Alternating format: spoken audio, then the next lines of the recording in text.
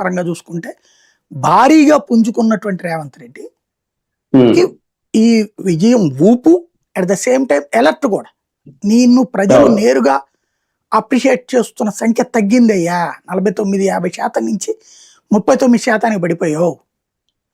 అదే సమయం నీ ప్రత్యర్థి 15% దగ్గరికి పడిపోయినటువంటి ప్రత్యర్థి మళ్ళీ 29% దాకా పెరిగారు. అలాగే మొన్న మున్సిపల్ ఎలక్షన్స్ ఇదే దాన్ని ఏమంటారు పంచాయతీ ఎన్నికల టైంకి 8%, 7% పడిపోయినటువంటి బీజేపీ ఇప్పుడు 15% దగ్గరకు వచ్చింది. అంటే నీ వ్యతిరేకత ఇప్పుడు లెక్క కట్టుకుంటే 39 ప్రభుత్వం అంటే 61 ప్రభుత్వానికి వ్యతిరేకం కదా. అది ఎలర్ట్. సేమ్ టైం ప్రజాస్వామ్యంలో అంకెల ఈక్వేషన్స్ లో ఇప్పుడు కనుక 40% ఓట్లు తెచ్చుకున్నటువంటి వైసీపీ 11 గెలుచుకుంది.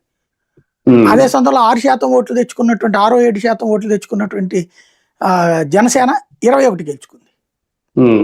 అలాగే 3% ఓట్లు తెచ్చుకున్నటువంటి బీజేపీ 8 అసెంబ్లీ 3 పార్లమెంట్ గెలుచుకుంది.